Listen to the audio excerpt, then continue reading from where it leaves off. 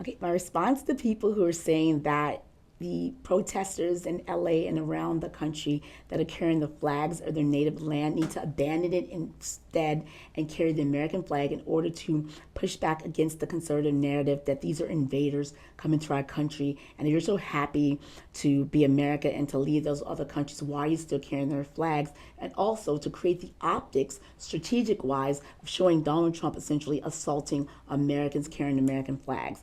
And my three response to this is one, what you're doing when you're doing that is you're accepting the other side's characterization of what America and what it means to be America. And you're abandoning the democratic principles that America is a nation of immigrants. So we come from all over the place and we create this yummy jambalaya that's made up of German sausage, Chinese rice, West African plantains, all things. We're not all bluegrass listening, plaid shirt and denim wearing country folks when we come to America. We still honor the traditions of our native lands when we come here, the same way that the Irish and the Germans and every other place that come from Europe, they also still honor their ancestors and the foods they eat and their choices and their culture.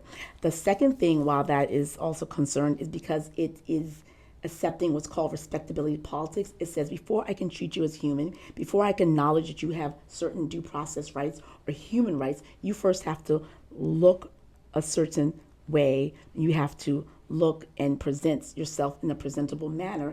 And as a Black person who has been in spaces where I'm dressed nice, I'm smiling, my hair is coiffed, and I'm in elevated situations, I still get people look at me funny. We still get followed in stores. We still get people questioning whether or not we belong, because folks who have a xenophobic, myopic, narrow view of what it means to be America are not going to be changed because you're carrying the American flag. So that respectability politics has never served people of color well and is never going to serve us now. And if you've never been in that situation where people still deny your humanity because of your race or gender, you're not in a position to tell other people to shield that, if you get what I'm saying. And then finally, who are you talking to? Are you trying to convince MAGA who are xenophobic? Because they don't care. Are you trying to convince the international people or the undecided folks?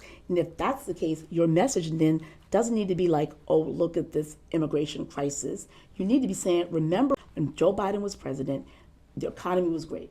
Donald Trump has promised lower food prices and he hasn't delivered. He's caused tariffs to raise the price. He's lowered the esteem of the United States across the globe, and he's causing trouble and chaos daily, and he's losing in all executive orders, and he's just attacking our way of life, dismantling agencies, dismantling our protections, firing people for no damn reason, finding different ways to be unconstitutional. That needs to be your focus instead. I hope that helps.